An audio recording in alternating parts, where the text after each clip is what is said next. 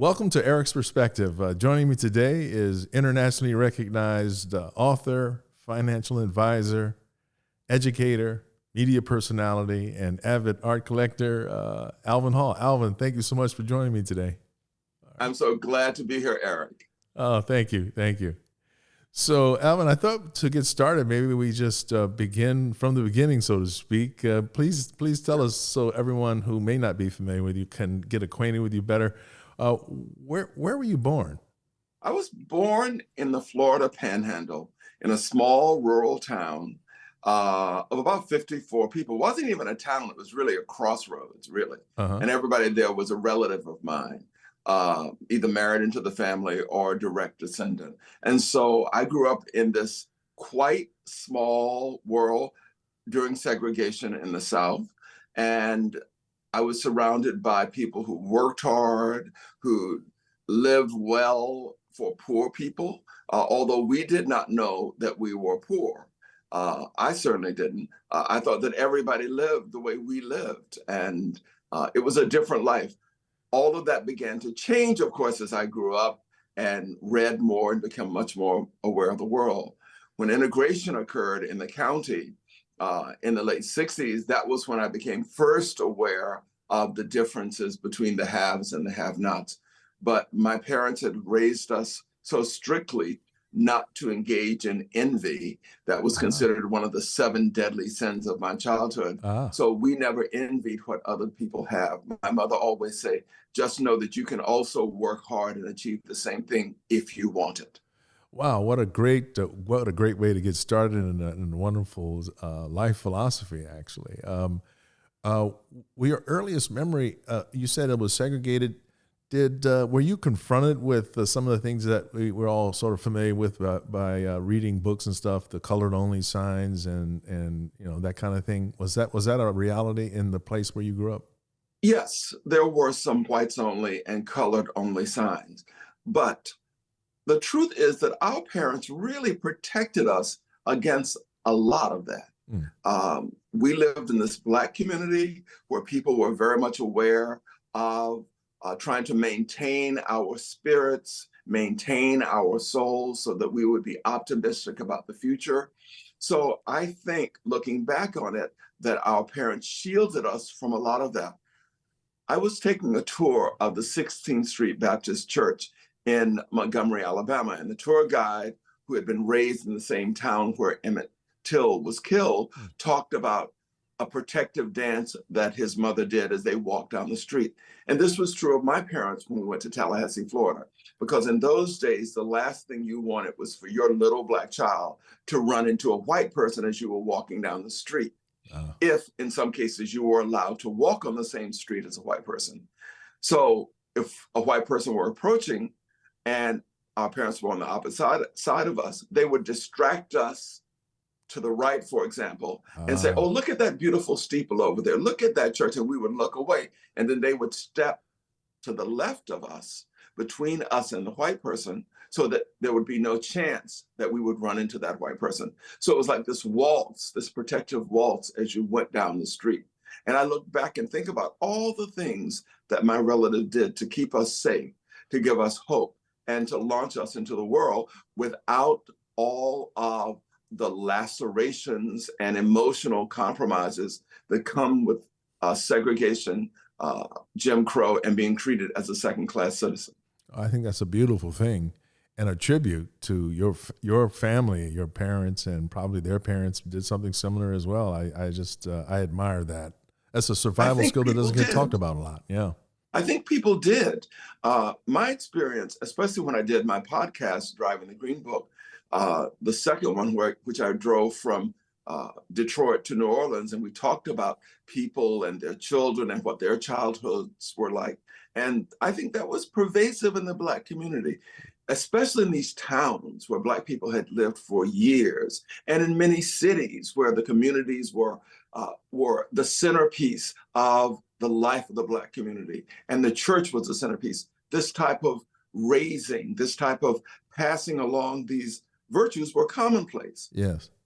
And I'm going to get to the Green Book, but before, I just wanted to understand. So you're growing up in this small town, and I'm assuming the school you went to, at least in the beginning, was a segregated school. At what point during your educational part of your life did you transfer from, say, a segregated school to an integrated one?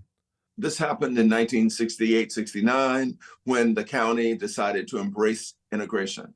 As I recall the history of the county, when integration was mandated, they made it optional for Black people, Optional. not mandatory for Black people. So you could continue to go to the all-Black school if you wanted to. I see. My parents said, no way, you're gonna go to the integrated school. And so we did. And there was some problems there, but pretty much it went smoothly. There were fights occasionally. Yeah. You heard people call various names, but it went pretty smoothly as I remember. But sometimes I look back on that period, Eric, and what I remember is that I was always interested in reading, studying, learning something new. Mm-hmm. I think around about 9 years old, I had come to the conclusion that I didn't want to stay in this place. Oh. I think I knew it that early. Yes. So I think my whole motivation from that point in my life was to leave this place where I was born. But I said nothing of this to my parents. It was like my secret. So I always say I had this inner life, always looking for an opportunity to escape. And surprisingly, that came as a result of integration. Huh. I had been accepted to Project Upward Bound at Florida A&M University, one of the historic HBCUs. And a lady there named Miss Freddie Grooms saw something in me, and then recommended that I apply to Yale Summer High School, which had been created by Dr. Joel Fleischman. And I got accepted to that.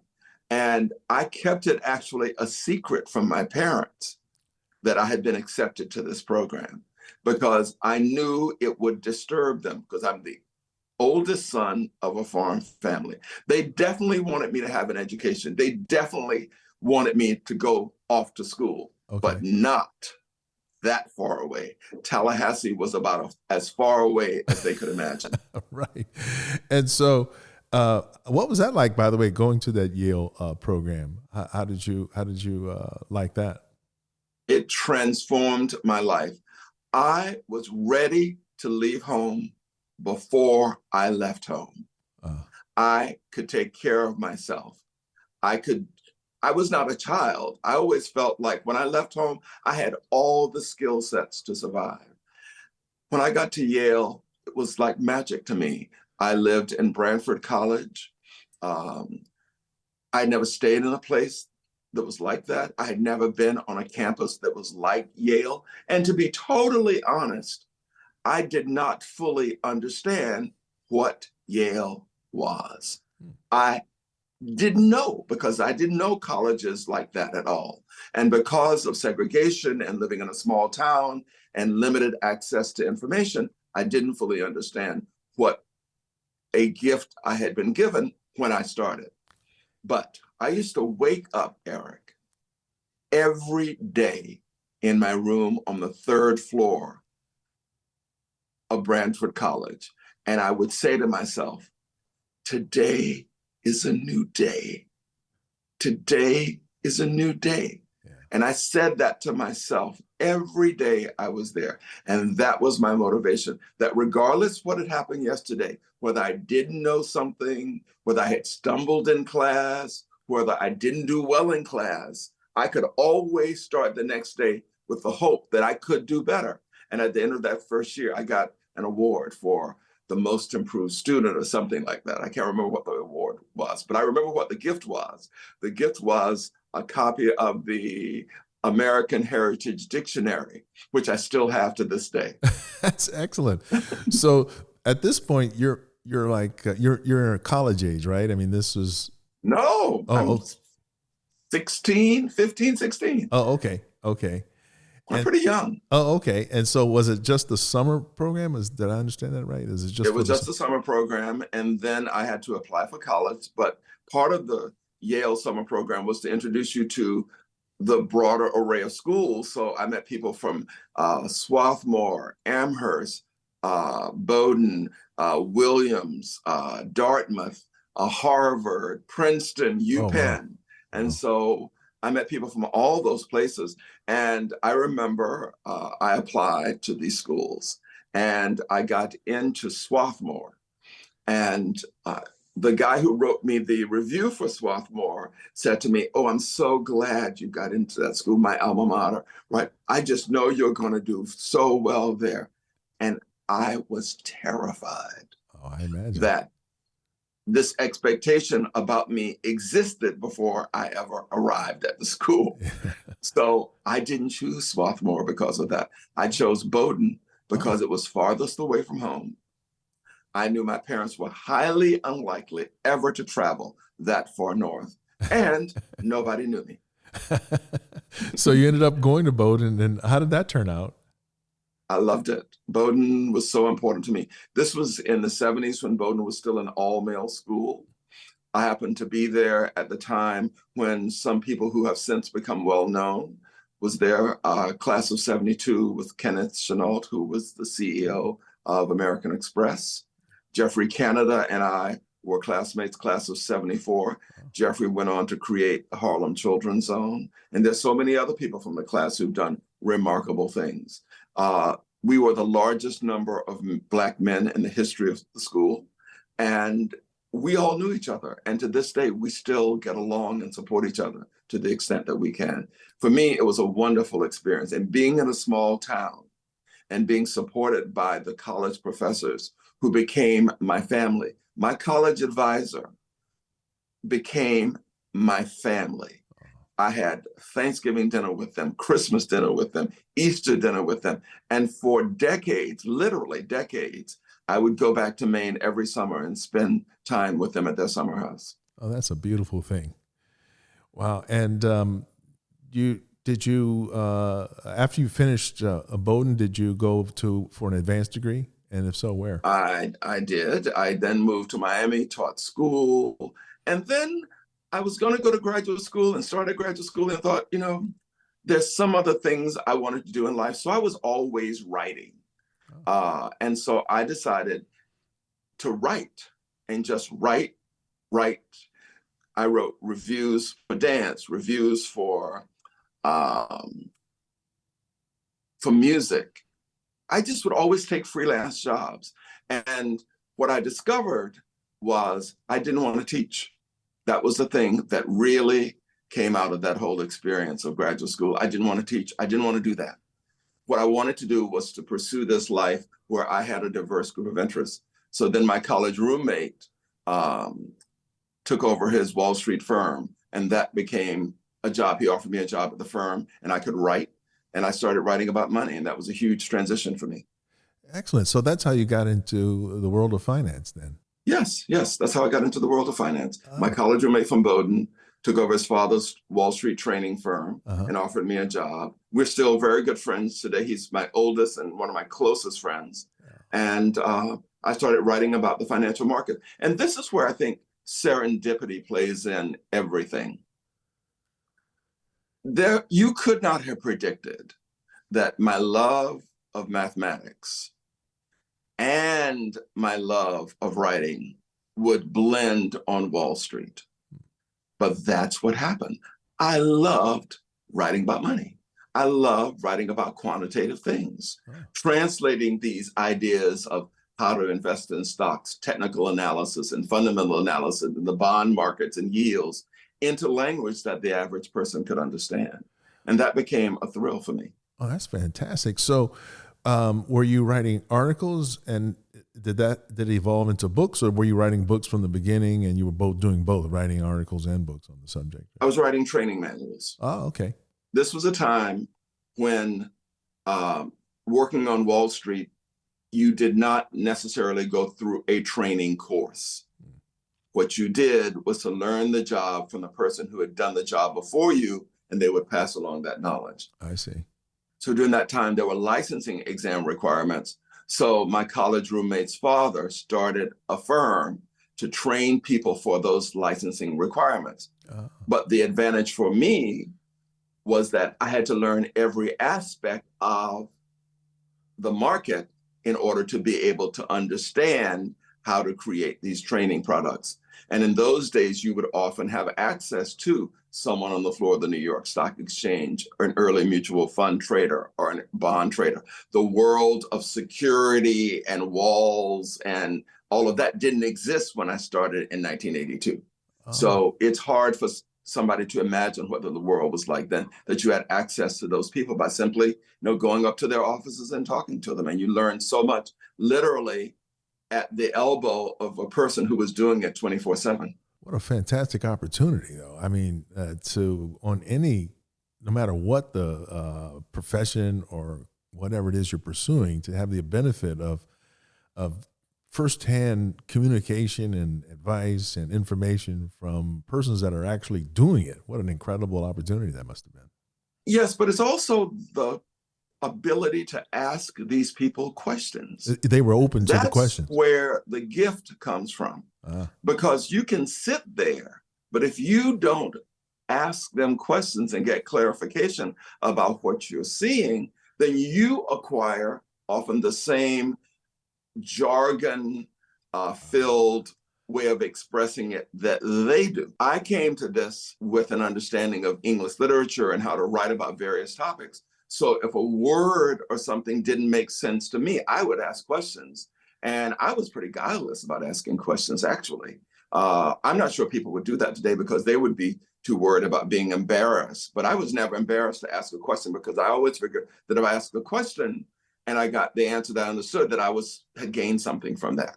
So I didn't worry about if people thought I was not bright or not dumb. In fact, one of my most vivid memories is having a guy say to me that my mother must have been sorry she gave birth to somebody who was as dumb as I was. Ooh. That's what he said to me to my face. And no. I just laughed and I said, well, you can ask her that question. Let's move on. Oh, wow. That's what a horrible thing for somebody to say. I remember once I had a professor that said and I really admired him, the only dumb question is the one you don't ask. So I think yes. It's always good to ask questions. How else can you find out anything? And I just admire your approach to dig under the surface. And like you said, sometimes, and no matter what the field is, you can get lost in the forest of jargon that comes out, and you're just kind of bewildered. What are they talking about, regardless of the subject? So I admire that approach. And at what point? Because you said earlier that you reviewed dance music, if I recall. So you had, sound like early on you had an affinity for some of the arts. At what point did you develop the love of art to the point you became a collector of, let's say, visual arts? I've always had this little collecting gene. When I was a kid, it was marbles. I always found something that I kept sort of neatly organized in whatever room I had. My interest in art really started when I came to Yale Summer High School. Walking around the campus in front of Beinecke Library, there was this work by Klaus Oldenburg. I call it Lipstick on Traction. And it was this lipstick cube, I will never forget it. And it had been placed on the type of traction tires or metal things that you see on a tank that's used in a war. And I was completely intrigued by this. I had never seen anything like this because we didn't go to museums growing up. There were no museums in the county. There was no visual art in our classes, so I wouldn't know anything about that. But I was intrigued by this, and I would walk around it and look at it.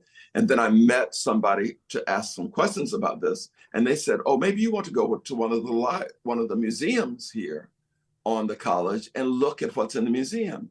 And it was that looking that started me on the visual journey.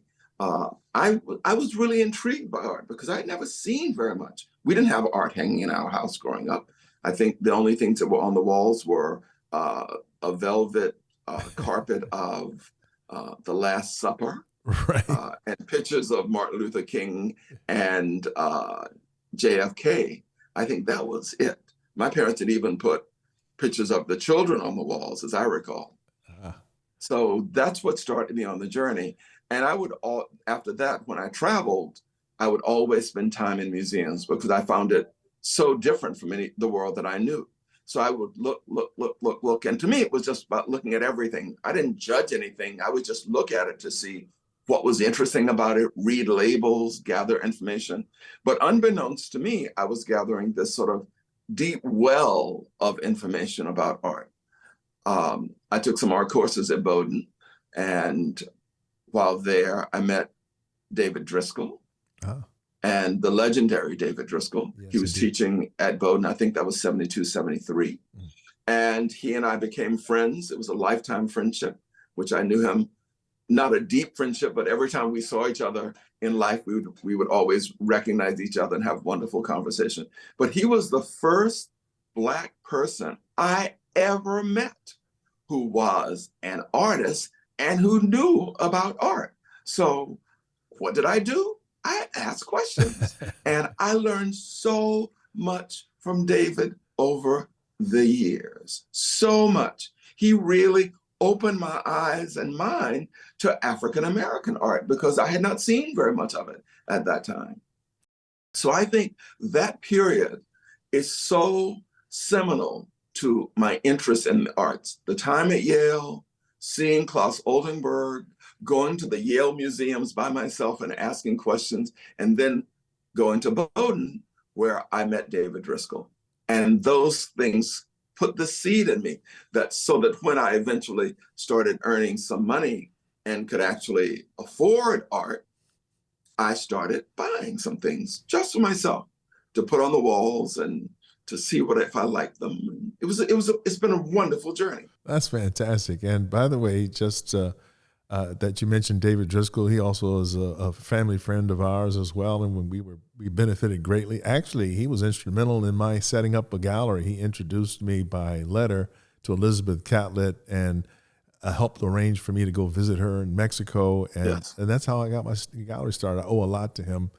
We should Yes. mention that he just recently passed away, and he's dearly missed, I'm sure, by everyone that he's touched. And he's touched a lot of folks. Yes. And behind me, there's two David Driscoll pieces. One is a drawing he did in 1954, and then a woodcut or linocut that he did in 2005. He was a versatile artist, and the other thing I admired about him is kind of what you were talking about, how willing he was to talk to you, answer questions. In my experience, and I'm sure it was in yours as well, he would have never have said, "Why are you asking a question like that? What are you, a moron?" He never would go there. He would answer all the questions, no matter on what level he regarded them at. And just a generous person with his time and information, for sure, David Driscoll. I recall a couple of visits to his house that he owned in Maine, since I went to Maine in the summer, and I would sometimes stop by the house and we'd have a little chat, and I'd have saved up some questions to ask him, and he would go out and get a book and show me things. David was a wonderful teacher, but also a very generous soul. Absolutely. And he always viewed any interest in art as worth nurturing. Yes.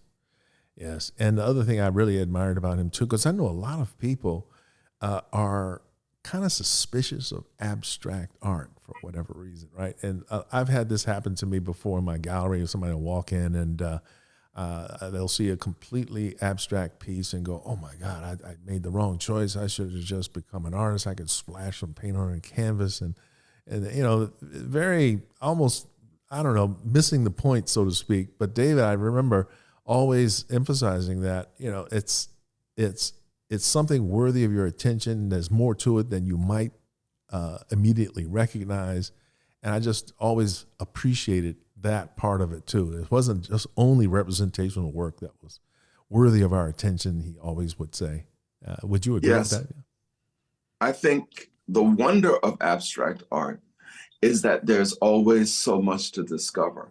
Artists are not just splashing art on canvas. They're actually much more deliberate about the creation of that abstract. Yes. And when they do, it's a journey for you to go into. The artist may have created one journey, but because of the way the work is structured, the way it's layered, the way one shape or gesture is next to another, it creates a multiple way to have a journey, through that artist's own creativity and thought processes. Absolutely. Abstract art has been on my mind a lot lately because of the things that you say. A lot of people respond to it and say, you know, I could do that. But I think for me, and I really have been thinking about this a lot lately, my interest in abstract art comes from the fact that I was raised in the country. And one of the things we did a lot was walking through the woods, from our house to our grandmother's house, to our house to another relative's house. And sometimes we'd go off the trails and just wander through the woods. And what you learn from looking at what seems to be a gnarl of woods is that there could be a sign that tells you you're going in the right direction to somebody's house. There could be a sign that tells you the way the tree is growing, that there's something there that you need to avoid. So I think that looking at these forests as a child and walking through them and running through them and knowing how to negotiate them really is a part of the visual information that feeds my particular interest in abstract art. Because nature would grow a particular way, but you have to read those signs and have some experience and trust in the signs that you see and recognize that the journey may be one of surprise. Yes. Not always what you know. Yes, yes. And I think too, I also think that there's an emotional element to some of the work anyway, and much of it, that gives the art the ability to communicate something that's not necessarily just limited to visual. You feel something when you see the piece. It's almost like, I like to draw the analogy like with jazz music, for example. I mean, to me, that's like musically kind of abstract. And it's spontaneous and can convey things that if you allow yourself the opportunity to be open to it, you might surprise yourself and really get something out of it you never expected. Exactly. I agree. Yeah. So actually, now that we're on the subject of visual art, your own collecting, I know for a lot of collectors, they start out a certain way, and then as with almost anything, your tastes kind of evolve with time. How would you describe your collecting history, for example? When you first started out, you collected one thing, and then maybe it evolved into something else, or maybe it didn't. I don't know. But how would you describe it? My journey started out collecting photography, black and white photography, because at the time, Eric, it was cheap. You could buy Ansel Adams photographs by writing to him, sending him a check, and getting the photograph in the mail. Wow. That's how simple it was. Yeah. So I knew about that part of the market, and I decided to educate my eye about that. I didn't view it as collecting art. I was just collecting photography. And I preferred to buy something that somebody had produced in a dark room rather than to buy a poster where there were hundreds of them or thousands of them produced. Yes. That started me on the journey of collecting. When I was in graduate school, I met this wonderful man named Richard Fawn, and he had taught at Sun Valley, Idaho. And I, of course, never heard of Sun Valley, Idaho at that point. Yeah. And he was the one who really taught me about black and white photography. Oh. Because I would spend time in the studio with Richard, Uh-huh. and I didn't even own a camera. I'd never taken a picture, really. Yeah. I was not even interested in it, really. Yeah, yeah. Interested in the process of taking pictures. Right. But Richard brought an incredible vision to my life. And I still keep in my bathroom the picture that he developed in his studio with me. I still keep that picture. And that's the other thing too, when you brought up Ansel Adams. So I have a keen interest in photography as well. I even took classes in the early 80s and working in the darkroom, for instance. And the methods that they were showing us were pioneered by Ansel Adams. When you brought up Ansel Adams, there's a whole nothing but Ansel Adams techniques that we were learning. I mean, normally you say photography, you just aim the camera and open and close the shutter, and hopefully you have a good eye to compose properly. But some of the things that he was doing in the darkroom was just unbelievably fascinating and pioneering, where he could make highlights jump out and then make this particular thing on the print less emphasized and so forth. It was just remarkable. And this is before Photoshop and all this sophisticated electronic techniques. Decades before. before, decades he's before. doing this with chemicals and paper and so forth, and what do you call it? An enlarger. I mean, it's just incredible. So I totally get it, and I can understand why you might have been attracted to photography, especially after getting the insights that you spoke about just now from the person in Sun Valley. Yeah. Yeah, Richard was a brilliant photographer. He never had a career as a photographer. He always wanted to be a watercolorist. And I have one of his watercolors still. But as a photographer, he was extraordinary at that time. And teaching, being a teacher, was really what he did best. And some of his students went on to become great things. Tina Barney is one of his students, was one of his students back then. Wow. Then in 1982, when I moved to New York City, I met Marvin Heiferman, who was working at Leo Castelli Gallery, and he was working for Castelli Prints, which did works by Jasper Johns, Andy Warhol, Rauschenberg, Lichtenstein. And gradually through Marvin, I learned about prints and the various processes, the difference between a chincolet and a lithograph and an etching and an aquatint. And so that expanded my interest beyond photography. But at the same time, photography was changing. It was a possibility to create large-scale color photography. And so I started collecting some of that. And that was very fun time for me because that coincided with a time when my income was going up. And so I funded a couple of projects for artists in exchange for one of the large photographs. One of those works I have given to the Museum of Modern Art, and they accepted it. Fantastic. So that evolved, and then I bought prints for a while. And then I quickly lost interest in prints.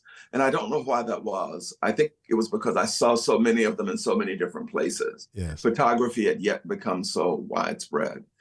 And then I started to look more and more at different types of art and people who used art in conceptual ways, like Felix Gonzalez Torres or Lorna Simpson or Carrie Mae Weems or Glenn Ligon. Mm-hmm. All of that work spoke to me in different ways about my own identity, my own development as an African American, my history. And so gradually my collecting moved on. Photography and multiples and painting became elements, but they sort of coalesce now in different ways. So it's been a journey.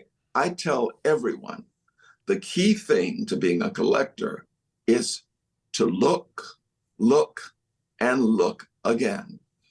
I have looked at many, many things over my lifetime, and I don't go to shows that I necessarily like. I go to see everything, because even from a show you may think you're not going to like, or works that you may find very challenging, there's something to be learned from them that informs your next decision about art. I'm so glad to hear you say that too, because I do think that's an important thing, to keep an open mind, to look everywhere. I mean, like you said, museums, commercial galleries, you name it. An artist studio, if you're fortunate enough to be in an artist studio and that kind of thing. It's great advice to any collector, I would think. And I should point out that prints, it's funny because I remember, so Elizabeth Catlett is a printmaker as well as a sculptor, and she used to always sort of remind me that when you say the word print, sometimes it can get mixed up with like posters that are mass produced. She was using it as a term of art where, the artist created the plate from which the image is pulled one way or the other. And yes. It's not something that a camera is involved necessarily. You're just taking a picture of a work of art and then just making multiples from that. I mean, they literally are original, sort of multiple originals. It sounds like an oxymoron, but I think that's kind of a way to express it. Would you agree with that as a description? Yes. Yeah. I still look at a lot of prints. I go to print fairs all the time. Yes. And occasionally I will come across a remarkable print. Yes. Kara Walker does amazing prints that are just rich and luscious and intriguing. Yes. And really capture a quality of her work that's really good. Glenn Ligon prints Yeah. capture a different aspect of his work, but they're equally strong. So I'm always looking at them, but because I've been collecting for so long now, Oh, of I have course. a good sense of which types of prints are likely to appeal to me Yes. and which ones will capture my interest. And I buy a lot of art from my gut, not my head, because I think I trust that intuition. So somewhere in the back of my head or in my visceral being, there is a collection of all the visual information that I've gathered over the years from just looking in the US as I travel around the world. When I travel for business, I try to make time to look at art, Yes. looking at buildings, looking at landscapes. Sure. Somewhere there is within me that visual information so that when I see a new artist's work, I have a sense of why it's good and what's different about it. If it hits me in the gut in the right way, I know there's something there. If it's in my head, I have doubts. I'm so glad to hear you say that too, because I can't tell you how many times I've heard people almost apologize for saying, well, I don't know much about art, but I just buy what I love. And I think buying what you love is probably a good way of going about it. That's a sort of similar, I interpret it anyway, as similar as what you're saying about relying on your gut, trusting that inner voice, however you want to describe it. I think that's an important thing. At the same time, as you say, the more you look, the more you can actually develop your taste, and your taste may evolve over time and so forth. So looking is an important thing, but I think trusting your gut is an important way to go about it, I think. Yes, and you use the word that I would not use. I would not say, honestly, Eric, that I buy what I love. Oh. I would honestly say that's not true for me. I buy what makes me feel maybe a little uncomfortable, maybe a little lustful, maybe a little just like a knot in my stomach because there's something in the piece that I don't fully understand Yes. at the time, but I know something's there. I know there's a journey in this piece for me, and I buy the opportunity for that journey. Oh, that's awesome. I don't buy what I love. Oh, okay. Because I love pretty wallpaper too. I mean, Zubair makes gorgeous wallpaper, and I love that stuff. Right. But would I buy that? No. I might buy it if I were renovating a house and wanted a beautiful dining room. But I get your meaning. No, I buy with a lot of intuition based on a lot of having looked. So I would not say I buy what I loved, because I want art that stays alive for me. I want art in my house that enables me to have a conversation with it in an ongoing way. I don't want to look at it and think that I know everything about this piece. I don't collect it for a trophy. I collect it for how it inspires me. Let me give you an example. I own a selected group of Carrie Mae Weems' work. From Here, I Saw What Happened and I Cried. I bought this work from the first time she showed it at PPOW Gallery in Chelsea. Mm-hmm. It may have been in Soho, actually, but I can't remember. That piece at the time was very much about the history of African Americans and what we had endured. You had this regal African princess, if you will, with one facing right, and the text read, "From here I saw what happened." And then you had the same princess at the very end of the group of works saying, "And I cried." When we saw what happened after the election of Trump, that work took on a very different meaning for me. Very different. Yeah. From Here I Saw What Happened and I Cried. That history became less distant, more present. Then we had COVID, and each of us were locked in our own little houses, our own apartments, our worlds, isolated from family members, fearful. From Here I Saw What Happened and I Cried took on a very different meaning. So it's an example of a work that is so layered, is so rich. Recently, I thought about the work because I own two of the panels in between. And one of them says, you said I was the spitting image of evil. And the other one is a James Van Der Zee photograph with the lyrics, Papa may have, Mama may have, but God bless the child that's got his own. Those words, each of those panels, those photographs, take on a very different meaning. Sometimes when I'm reading the paper about an incident, when I'm walking down the street and talking to a young person about their future, all of this grows with me. And that's what I want artwork to do, to be able to change and grow with my journey, but also take me on a journey. Oh, that's fascinating and very interesting at the same time. I think that's an incredibly great approach. I like that. It kind of reminds me too, because there's some art that can be very disturbing.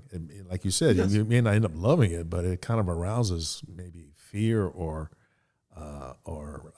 something that makes you uncomfortable. And maybe that's a good thing. The fact that it touches you in a certain way, it may not always be something that warms your heart, but something that kind of.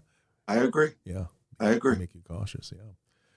So here's another thing. So a lot of folks will approach me sometimes, and they are looking at art, it seems, from the point of view of a commodity along the lines of bonds or stocks or something like that. It sort of wants the hot, they want the hot tip, who's buy low and sell high kind of a thing. What's your feeling about, because you have this wonderful combination of having expertise in the world of finance, and I was just wondering how you feel about folks that sometimes maybe regard art as a commodity in the same way that stocks, bonds, real estate might be regarded. Well, I'm lucky enough to have been around during the period when art was reclassified, if you will, as an asset class. So I know why now people consider art as part of their overall portfolios. And there's a lot of rational reasons to think that way. But the truth is, if you're going to buy art that way, you need to buy art that has a secondary market record. If you're going to buy something that you think you're going to sell off later on, you need to be able to be honest with yourself and say, that's why you're buying. That's not why I buy art at all. I think that buying art has changed tremendously in the time that I've been doing it. There used to be a group of people, I would see them out, we'd share information about what shows we liked.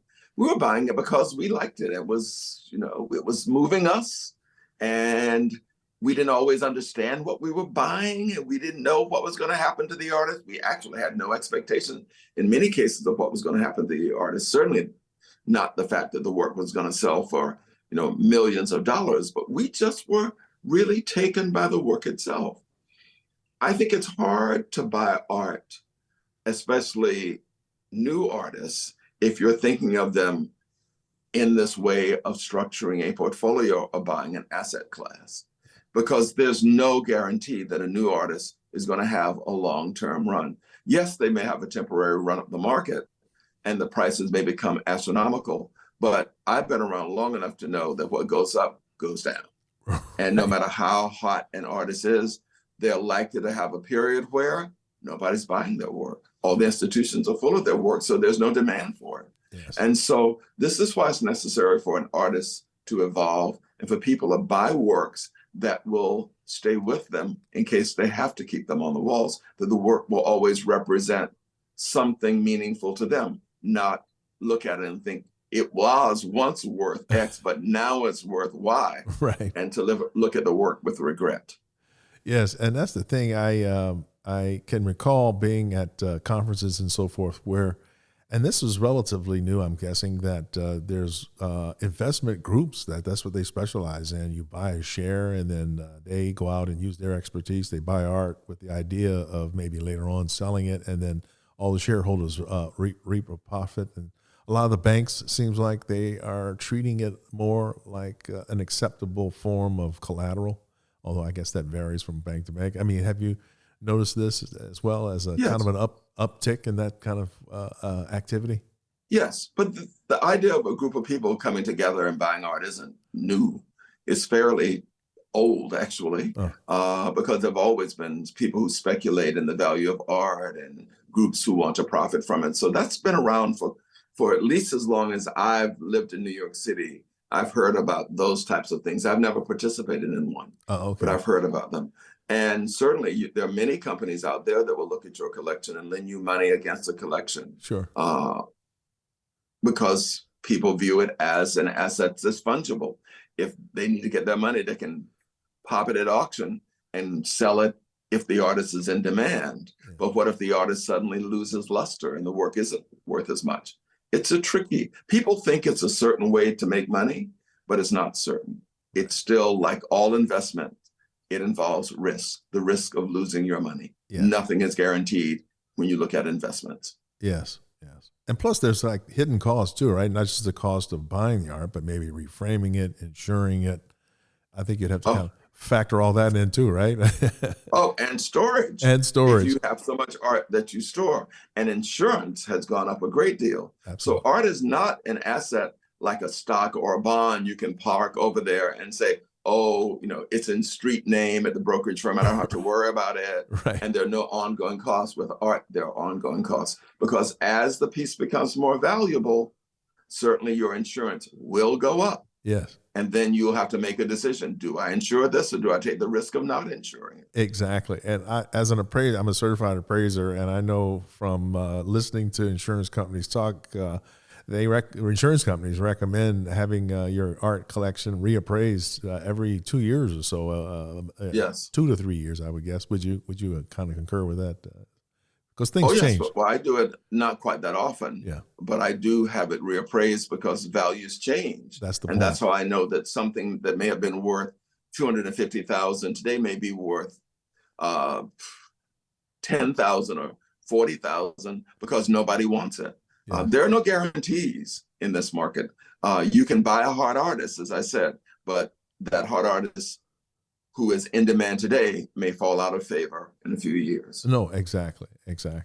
Let's talk about some of the books that you've written. Can you let our viewing and listening audience know about some? And you have a new one coming out, by the way. Let's just say that up front too.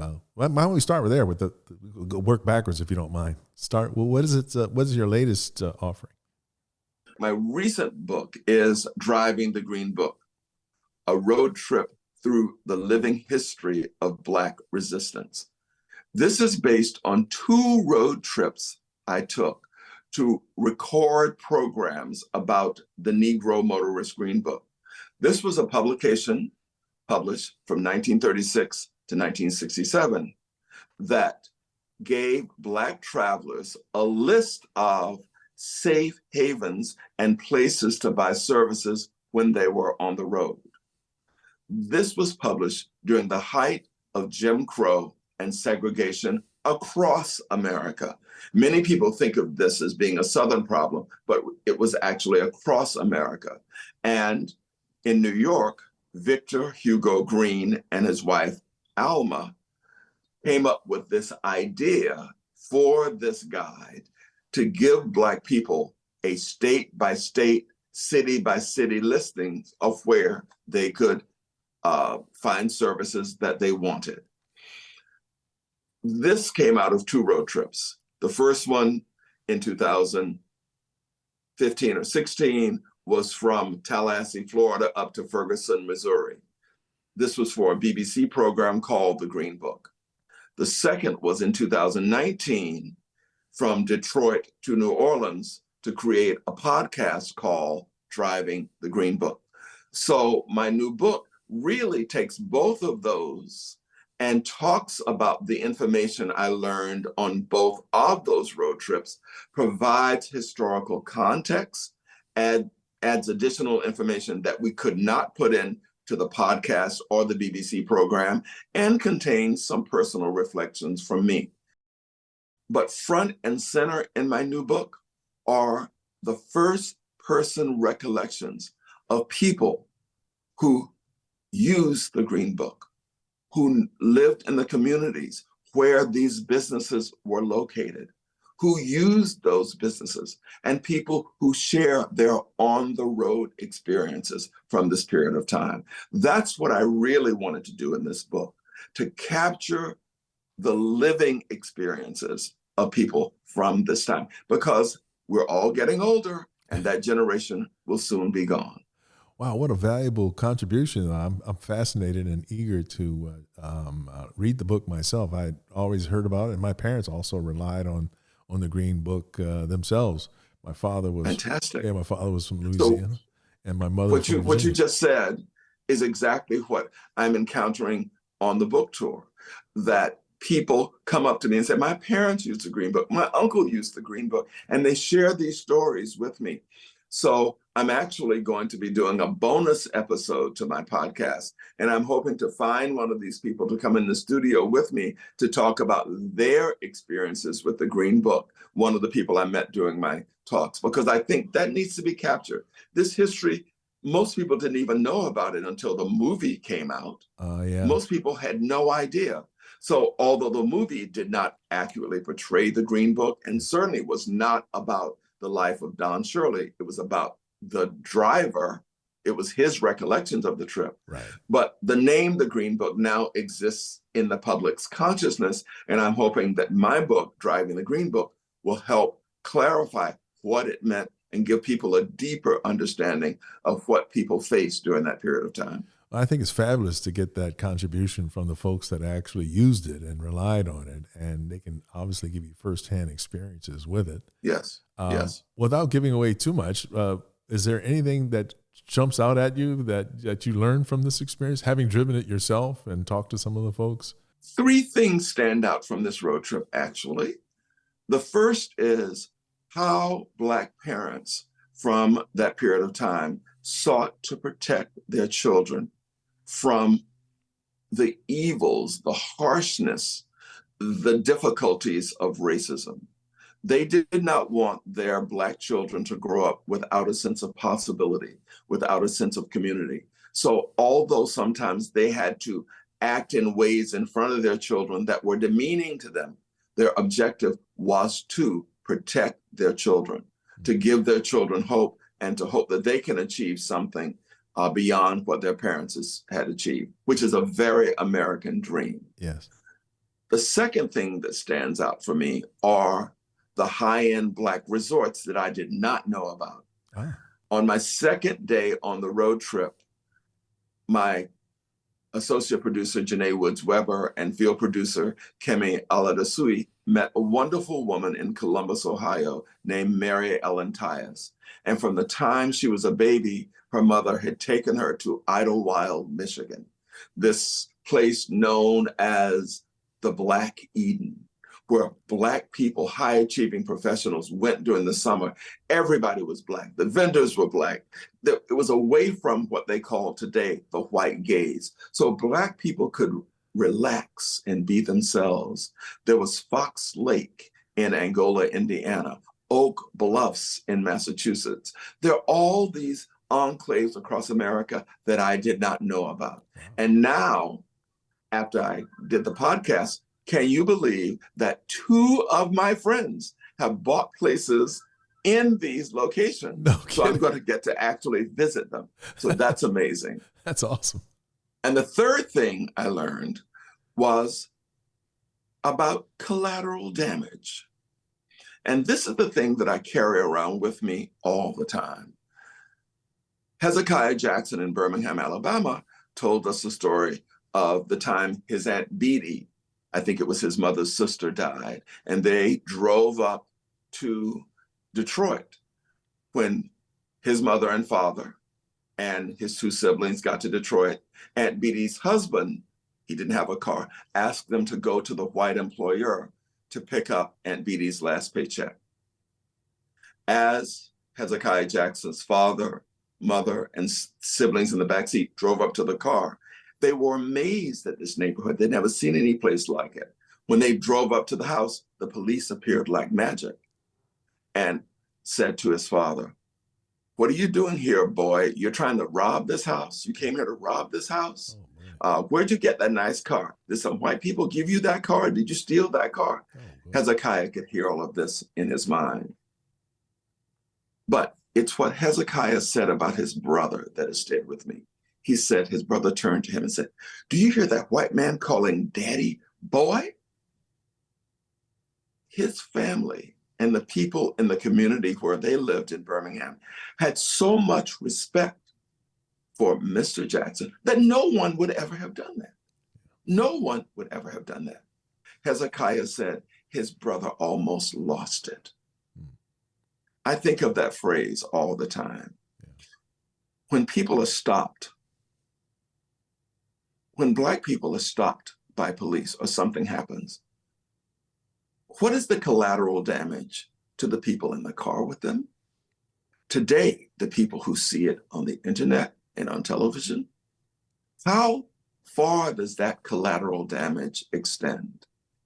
That has stayed with me a long time, and I don't think that will leave me for years to come.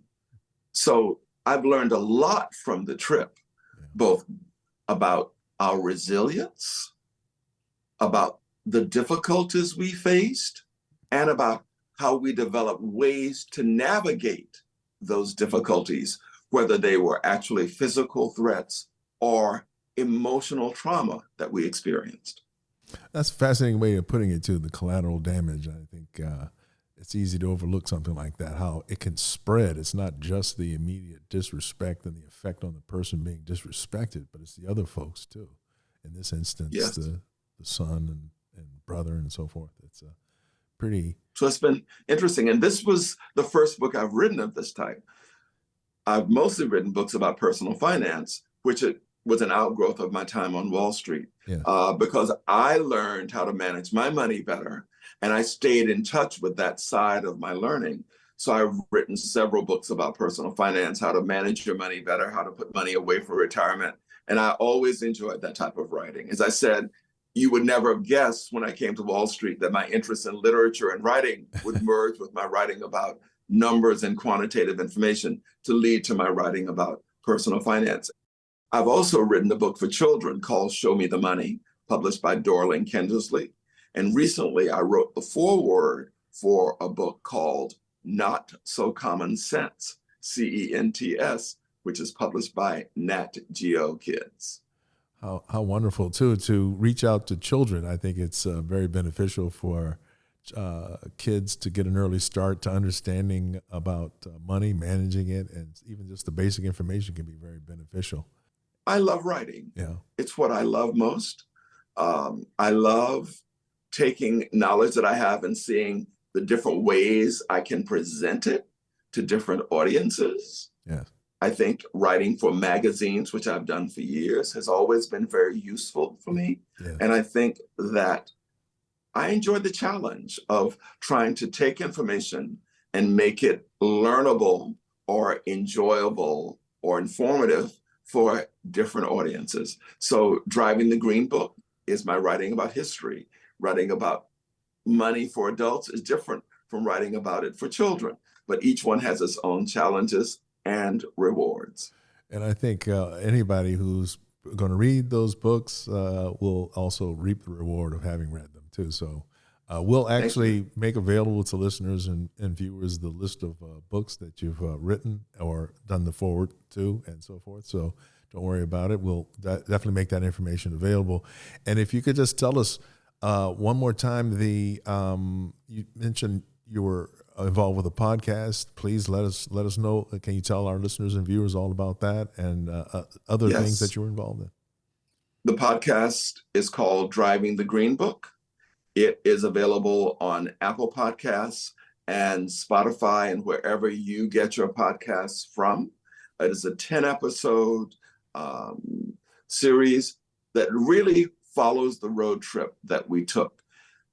Eric, in addition to creating the podcast, working with Apple, we created one of the first examples where information about a project exists across Apple's entire ecosystem. So on Apple Books, you'll find a list of books about subjects related to the Green Book and my podcast. On Apple Music, there's a playlist we created based on songs we played along the road. And in Apple Maps, you can also see the locations that we visited during our road trip. Excellent. And before we close out, I just wanted to find out what are you working on now beyond what you just talked about? Is there something that is on the horizon or that you're working for in the future? Right now, we're trying to turn Driving the Green Book, the podcast, into a television docuseries based on a different road trip around America. And if I can't create a docuseries, I'd love to do another podcast series based on a completely different road trip. Because I think there's still stories out there to be told that are very different from the ones that are in my podcast. And I want to capture as many of those stories as I can. I'm working on my next book, which is a memoir of my childhood growing up in the Florida Panhandle. That will be full of challenges because it was a small town life where I grew up. And the journey out of that is particularly difficult for me to write about, but I'm determined to do it and see what happens there. So I'm always coming up with different projects, and there are always the possibility of some new magazine articles that I'll be asked to write. So I'm open to whatever comes along, actually, and I try to grab the best opportunities. My personal philosophy about situations like this that I'm in, which is essentially a freelancer, is that opportunities exist in our lives every single day. But sometimes we're distracted by other things, so we don't see them. But we need to try to be fully present enough so that we can grab those opportunities when they come our way and turn them into successes in our life. Well, I think that's a beautiful thing. And I just want to thank you, by the way, for sharing your perspective and giving us the opportunity to gain insight into what you've done, what you've been doing, and what you plan to do. I encourage everybody to tune into his podcast. We'll have all the information available. Read the book, get and read the books. And once again, thank you, Alvin, so much for being a guest on Eric's Perspective. You're most welcome. Thank you, Eric. And thank all of you out there for listening and viewing. And please don't forget to subscribe.